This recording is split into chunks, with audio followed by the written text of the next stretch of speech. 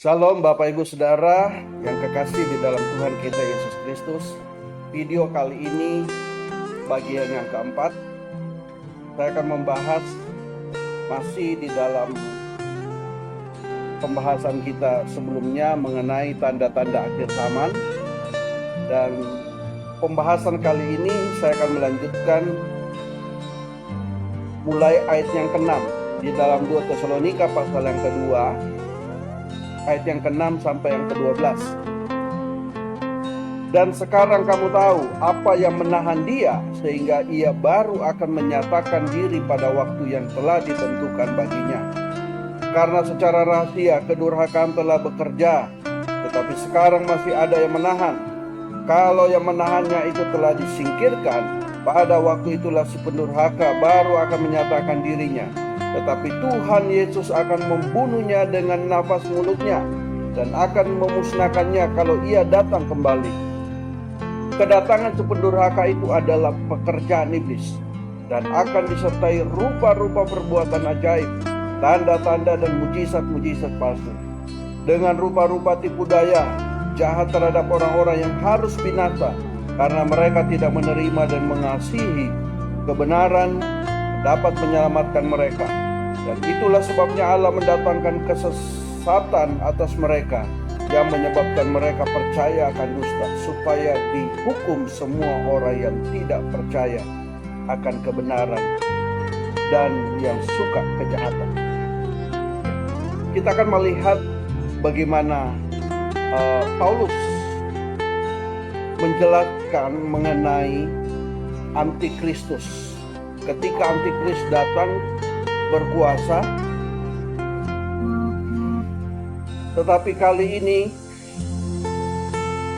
Paulus menekankan bahwa antikristus belum menyatakan diri. Di dalam ayat yang ke-6 dikatakan, dan sekarang kamu tahu apa yang menahan dia, sehingga ia baru akan menyatakan diri pada waktu yang telah ditentukan baginya. Apa yang menahan antikristus? Kita akan pelajari satu-satu apa yang menahan sehingga antikristus itu belum menyatakan dirinya, belum menampakkan dirinya. Tetapi sebagaimana pembahasan kita sebelumnya, walaupun antikristus belum menyatakan dirinya, tetapi roh antikristus sudah ada dari sejak perjanjian lama. Ya. Nah, kali ini kita akan membahas bersama-sama apa yang menahan antikristus sehingga dikatakan belum menampakkan dirinya. Antikristus akan menyatakan diri pada waktu yang ditentukan baginya. Sebagaimana dikatakan ayat yang ke-6, dia akan menyatakan diri pada waktu yang telah ditentukan baginya. Jadi Tuhanlah yang tahu kapan dan waktu antikristus itu dinyatakan. Tetapi bagi kita sebagai anak-anak Tuhan, kita sudah diberitahu tanda-tanda menjelang di mana antikristus akan dinyatakan sebelum kedatangan Tuhan yang kedua kali. Jadi sebelum antikristus menyatakan dirinya, kita harus tahu ada tanda yang mendahului sebelum antikristus. Kita sudah membahas dalam video sebelumnya, yaitu orang-orang yang murtad. Jadi dalam video sebelumnya kita sudah melihat ya, tanda yang mendahului sebelum kedatangan antikristus, yaitu banyaknya orang-orang yang akan murtad di akhir zaman. Ayat yang ke-7 kita baca, karena secara rahasia kedurhakaan telah mulai bekerja, tetapi sekarang masih ada yang menahannya. Kalau yang menahannya itu telah disingkirkan. Jadi dikatakan di situ, kalau yang menahannya telah disingkirkan, pada waktu itulah antikristus akan muncul. Ya. Siapa yang disingkirkan? Ya. Karena dikatakan di situ, kalau yang menahannya telah disingkirkan, dan pada saat itu barulah antikristus akan muncul dan berkuasa di muka bumi ini. Yang kalau yang menahannya telah disingkirkan, baru antikristus akan menyatakan dirinya. Ya, maksudnya adalah antikristus tidak akan dinyatakan sebelum materai yang ketujuh dibuka dan 7 sangkakala ditiup. Kalau kita baca munculnya antikristus itu pada pasal yang ke-13. Antikristus baru menyatakan dirinya. Jadi dari pasal yang ke-6 sampai pasal yang ke-11 ini harus digenapi terlebih dahulu. Harus digenapi apa yang ditulis, apa yang dilihat oleh Rasul Yohanes mengenai materai-materai yang akan dibuka. Ada 7 materai dan ada 7 sangkakala yang akan ditiup. Ya, ini menunjukkan penghukuman atas dunia sebelum kedatangan Tuhan yang kedua kali. Akan banyak penderitaan-penderitaan yang dialami oleh manusia pada saat itu. Ini harus dinyatakan terlebih dahulu. Barulah antikris akan muncul. Yang kedua, yang menahannya, ya, itu adalah Roh Kudus itu sendiri. Roh Kudus itu sendiri yang menahan, dalam artian bahwa ketika orang percaya disingkirkan di padang gurun, bersamaan dengan itu Roh Kudus tidak lagi mendiami manusia yang tertinggal. Jadi ketika orang-orang Kristen ya sungguh-sungguh, itulah mereka orang-orang yang akan disingkirkan di padang gurun. Nah, bersamaan dengan itu Roh Kudus tetap bersama dengan orang-orang yang disingkirkan di padang gurun. Dan sejak saat itu Roh Kudus tidak akan lagi mendiami manusia yang tertinggal pada saat itu. Jadi Roh Kuduslah yang menahan, sehingga antikristus itu belum menyatakan dirinya. Roh Kudus masih terus bekerja hingga saat ini kepada setiap manusia, supaya banyak orang-orang yang akan diselamatkan.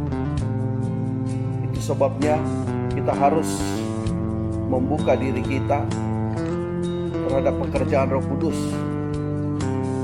sehingga kita termasuk orang-orang yang akan disingkirkan.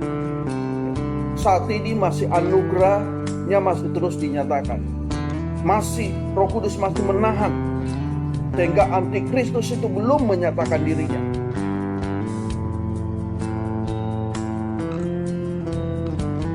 Jadi mari kita sebagai orang percaya, kita hidup di dalam kebenaran firman Tuhan. Karena ketika antikristus muncul dan menyatakan dirinya, saat itu Roh Kudus akan juga pergi bersama dengan orang-orang yang disingkirkan, yang masuk di dalam pemikiran. Jadi ketika gereja Tuhan disingkirkan, Roh Kudus tidak akan lagi bekerja dalam diri manusia. Kalau kita baca di dalam Wahyu pasal 12, ini gambaran daripada penyingkiran gereja. Wahyu 12 ayat yang ke-6. Perikopnya adalah perempuan dan naga. Perempuan itu lari ke padang gurun, di mana telah disediakan satu tempat baginya oleh Allah, supaya ia dipelihara di situ 1260 hari lamanya.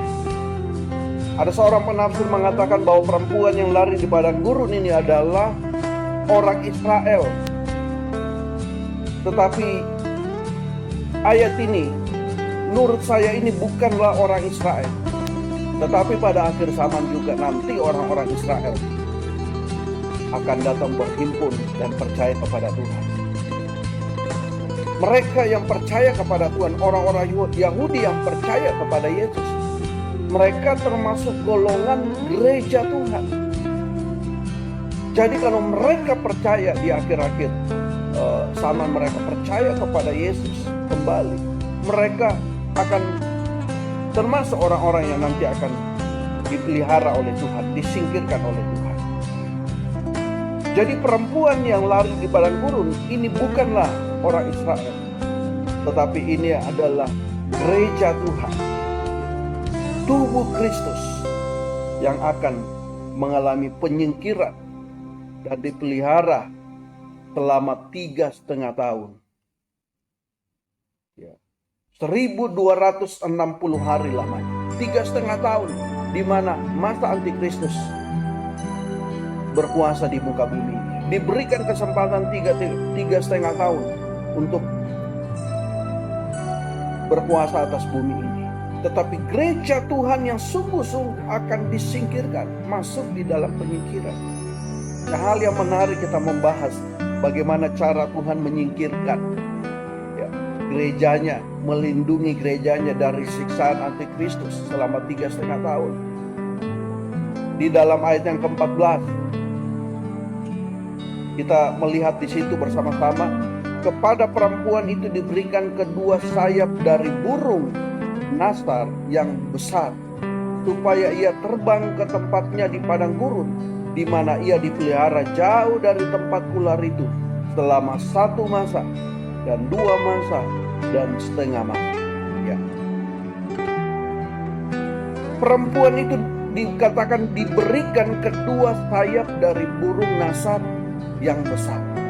Jadi burung nasar ini adalah gambaran daripada Roh Kudus. Jadi gereja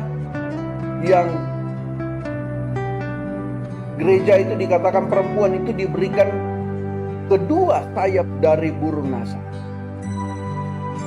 Ini gambaran daripada Roh Kudus dan firman-Nya. Jadi orang-orang Kristen yang hidup di dalam pimpinan Roh Kudus, hidup di dalam kebenaran firman Tuhan, mereka lah orang-orang yang akan mengalami penyingkiran. Mereka akan disingkirkan oleh Tuhan. Itu sebabnya Bapak Ibu Saudara, ya, hari ini ketika engkau mendengarkan firman Tuhan, biarlah engkau hidup di dalam pimpinan Roh Kudus, hidup di dalam kebenaran firman Tuhan.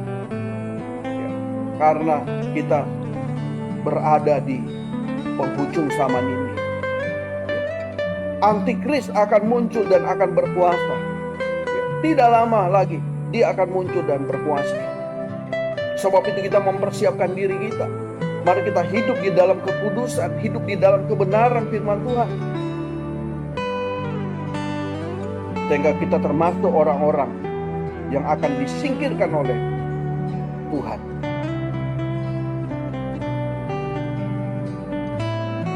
Ada 2 fungsi daripada sayap kalau kita belajar.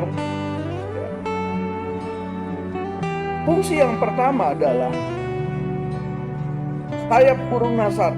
Ya, sayap itu berfungsi untuk menutupi tubuh, menutupi daging. Ini memiliki arti rohani, bahwa orang-orang yang dipimpin Roh Kudus tidak lagi mengikuti keinginan daging. Ya. Sebagaimana sayap itu menutup tubuhnya, dagingnya, demikian juga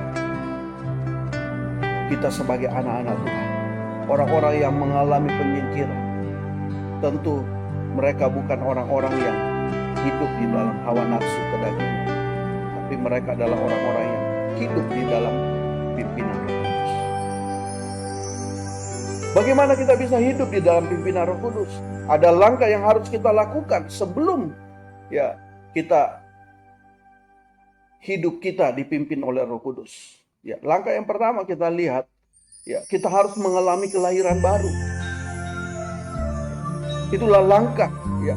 Jadi kita bukan hanya percaya kepada Tuhan, tetapi kita harus mengalami kelahiran baru. Harus dilahirkan kembali. Banyak orang percaya kepada Tuhan, tapi tidak menjadikan Yesus sebagai Tuhan dalam hidupnya. Hanya sampai kepada percaya, tetapi tidak menjadikan Yesus menjadi Tuhan dalam hidupnya. Ya. Orang-orang yang seperti ini adalah orang-orang yang tidak akan masuk di dalam penyingkiran. Tidak mungkin orang-orang Kristen yang hidup di dalam kedagingan bisa disingkirkan oleh Tuhan. Yohanes pasal 3 ayat yang kelima. Jawab Yesus, "Aku berkata kepadamu, sesungguhnya jika seorang tidak dilahirkan dari air dan roh, ia tidak dapat masuk ke dalam kerajaan." Ya. Yesus berkata bahwa kalau orang tidak dilahirkan dari air dan roh, tidak akan masuk dalam kerajaan Allah. Ini satu syarat untuk masuk di dalam kerajaan Allah. Mereka adalah orang-orang yang harus dilahirkan. Nah, kelahiran baru itu ya, terjadi oleh firman dan roh yang bekerja dalam kehidupan kita. Sehingga tidak mungkin orang-orang Kristen yang lahir baru, dia masih hidup di dalam dosa. Dia masih senang dengan kehidupan lamanya.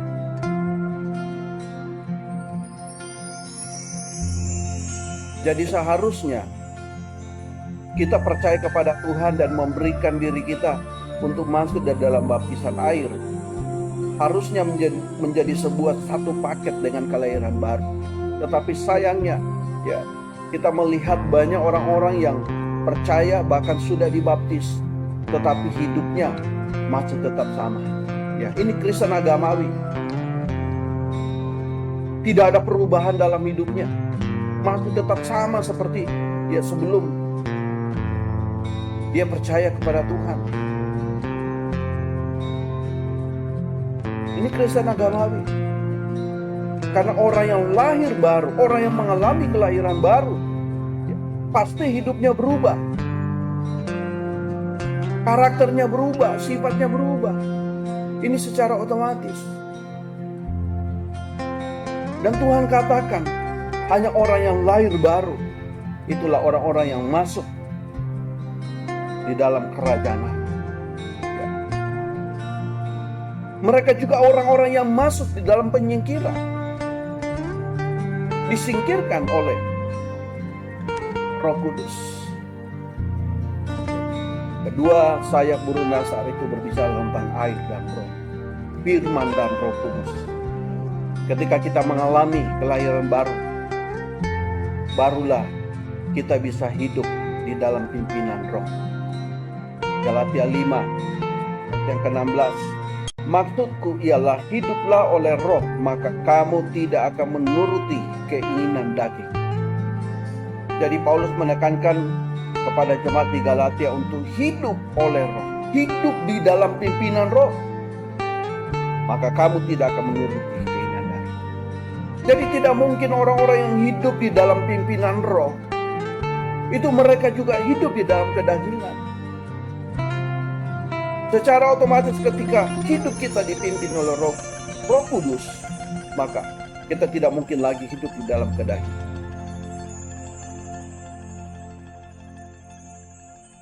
Jadi jangan harapkan engkau masuk di dalam penyingkiran. Ya. Gereja Tuhan ketika disingkirkan di padang gurun, kalau engkau masih hidup di dalam kedagingan, engkau tidak mau dipimpin oleh Roh Kudus, engkau tidak akan masuk di dalam penyingkiran. Fungsi yang kedua kita melihat daripada sayap itu. Kalau yang pertama itu menutupi tubuh, yang kedua itu mengangkat tubuh. Jadi fungsi daripada sayap itu untuk mengangkat tubuh. Ya. Maksudnya apa? Ya. Artinya bahwa ketika hidup kita dipimpin oleh Roh Kudus, kita hidup di dalam kebenaran, secara otomatis itu akan mengangkat kehidupan rohani kita. Rohani kita bertumbuh. Pengenalan akan Tuhan kita akan bertumbuh, pengetahuan kita akan firman Tuhan akan bertumbuh. Ini yang Tuhan mau. Jadi mereka adalah orang-orang yang disingkirkan oleh Tuhan. Mereka adalah orang-orang yang kehidupan rohaninya terus meningkat, bertumbuh.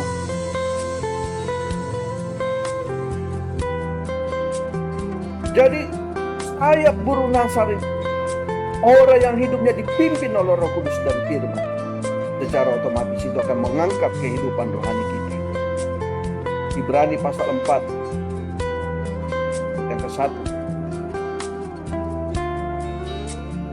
Sebab itu baiklah kita waspada, supaya jangan ada seorang di antara kamu yang dianggap ketinggalan, sekalipun janji akan masuk ke dalam perhentiannya masih terus berlaku. Ayat yang kedua, karena kepada kita diberikan juga kabar kesukaan sama seperti kepada mereka. Tetapi firman pemberitaan itu tidak berguna bagi mereka, karena tidak bertumbuh bersama-sama oleh iman dengan mereka yang mendengarnya. Kita lihat di sini bahwa ada orang-orang yang mendengarkan firman Tuhan, bahkan mendengarkan firman pengajaran, tetapi imannya tidak bertumbuh, rohaninya tidak bertumbuh, pengenalan akan Tuhannya tidak bertumbuh. Nah, tidak mungkin orang-orang yang seperti ini mereka masuk di dalam penyingkiran. Mereka tidak akan disingkirkan. Jadi jangan berharap kalau engkau tidak sungguh-sungguh kepada Tuhan, kalau imanmu tidak bertumbuh, rohanimu tidak bertumbuh, engkau tidak akan masuk di dalam penyingkiran daripada Tuhan. Engkau tidak akan disingkirkan bersama gereja Tuhan ketika Antikristus akan berkuasa. Engkau masuk di dalam aniaya daripada Antikristus. Jadi pastikan kehidupan kita ya bagi gereja Tuhan, rohani kita harus bertumbuh. Pastikan di saat-saat seperti ini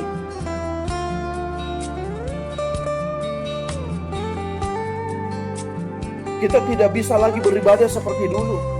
Kita tidak tahu sampai kapan. Tapi pastikan bahwa rohani kita tetap bertumbuh. Jangan sampai dengan tertutupnya gereja ini membuat kita justru lebih jauh daripada Tuhan. Kita tidak peduli lagi dengan Tuhan. Kita tidak pernah lagi beribadah kepada Tuhan. Dan saya mau katakan bahwa salah satu strategi iblis, dia ingin menutup gereja supaya banyak anak-anak Tuhan tidak lagi mendengarkan firman Tuhan.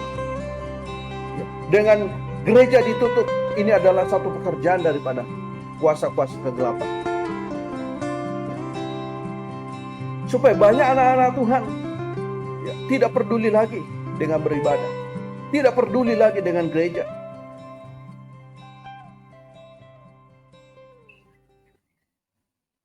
Jangan sampai kita masuk dalam perangkapnya iblis yang membuat kita nanti tidak masuk di dalam penyingkiran.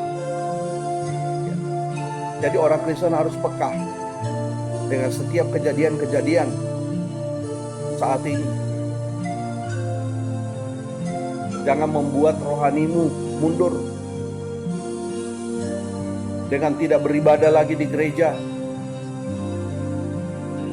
Engkau mungkin juga sudah terbatas untuk bisa mengikuti ibadah live streaming. Tapi jangan membuat rohanimu mundur, sehingga pada akhirnya engkau termasuk nanti orang-orang yang akan murtad, karena tidak bertumbuh di dalam iman. Jadi jangan kita sebagai orang-orang percaya yang dianggap ketinggalan, kata penulis Ibrani. Ya. Jangan ada seorang di antara kamu yang dianggap ketinggalan. Kenapa? Ya. Seharusnya kita sebagai anak-anak Tuhan sudah lebih maju lagi. Tetapi kita sangat ketinggalan. Iman kita tidak mengalami pertumbuhan.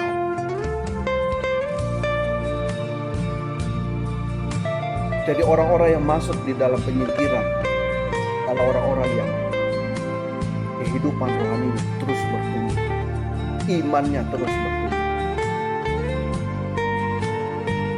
Pastikan ketika engkau mendengarkan kebenaran, biar engkau tetap dekat dengan Tuhan.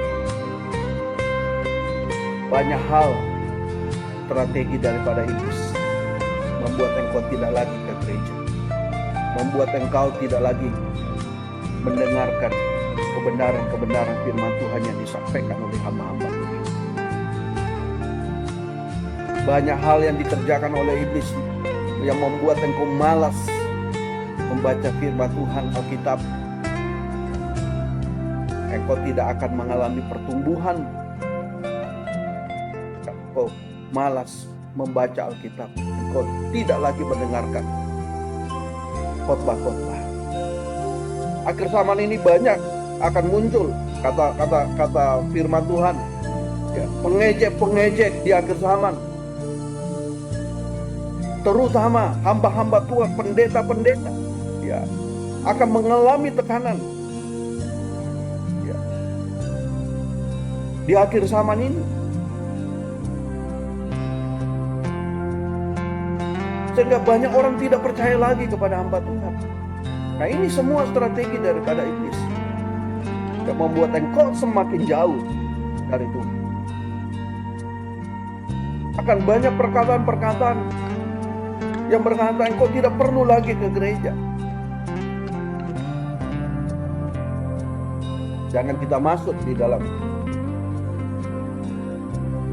apa yang telah dirancangkan oleh setan.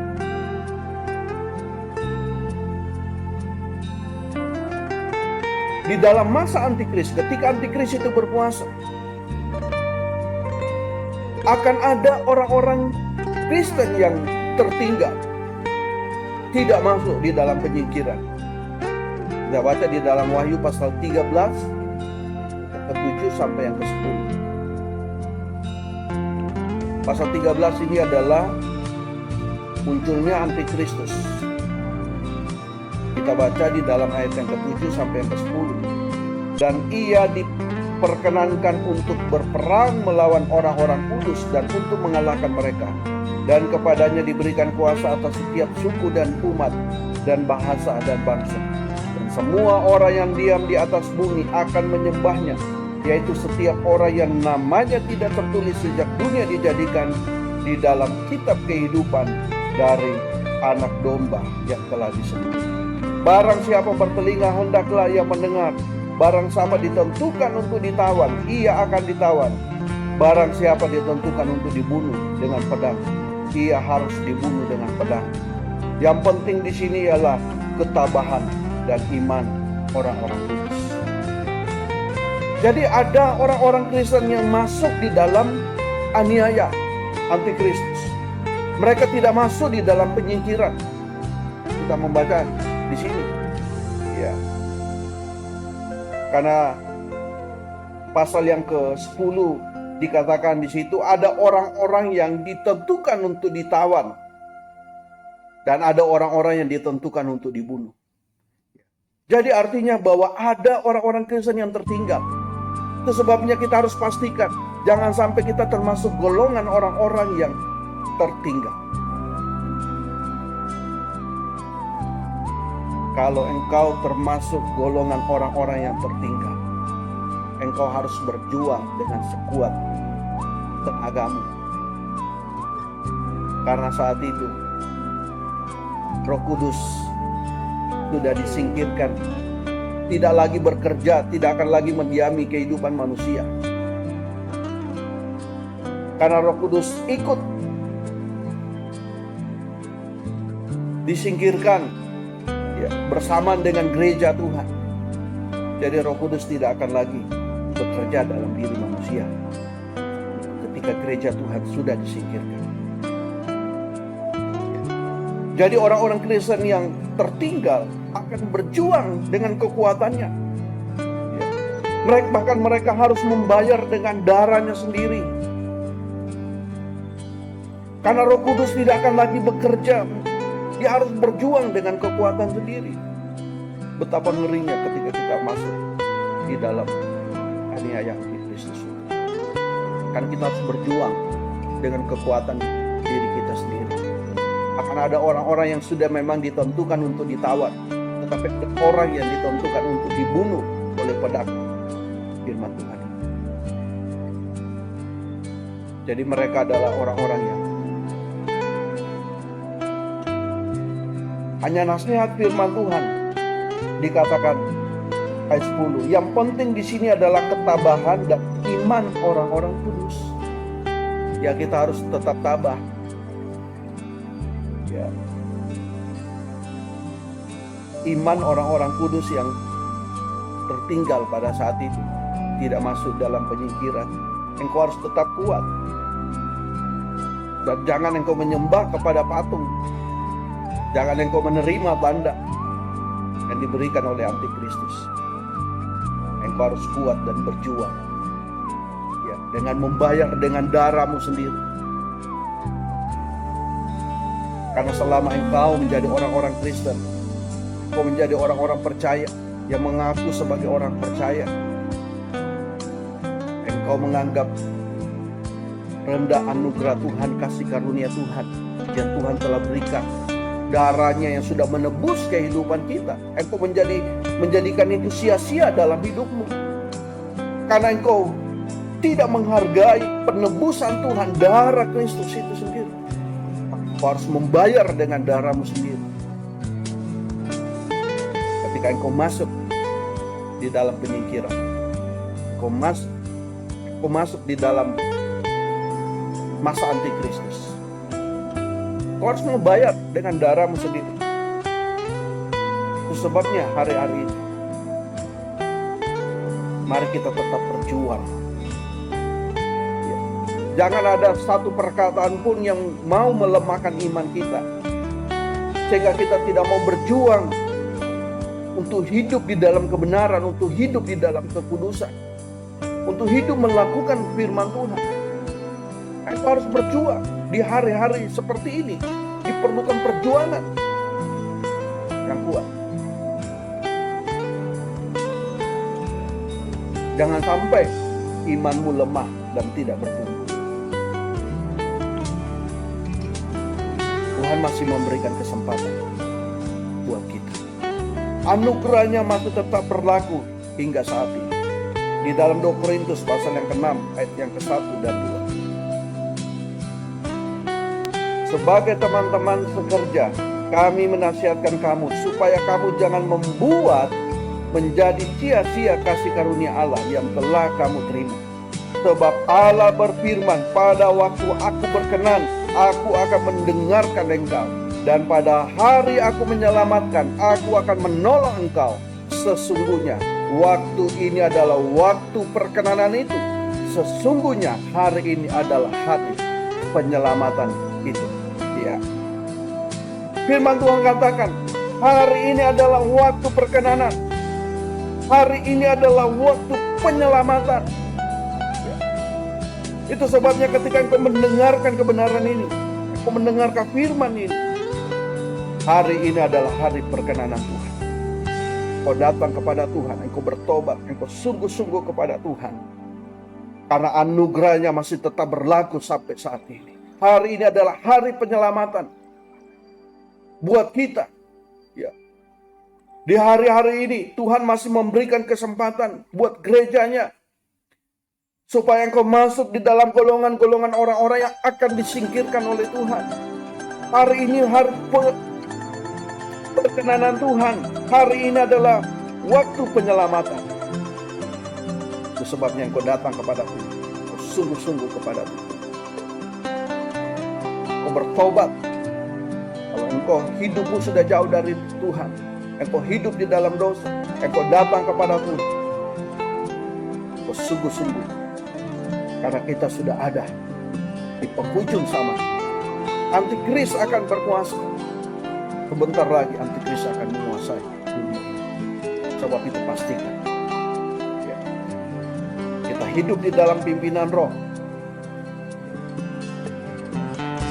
dan juga pastikan bahwa kehidupan rohani kita terus bertumbuh, terus meningkat ya. Karena itulah fungsi daripada kedua sayap burung nasi, menutupi kehidupan kedanian kita dan juga mengangkat kehidupan rohani kita.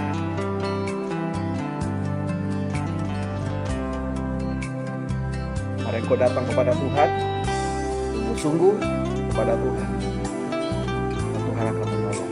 Engkau membuka hatimu kepada Tuhan.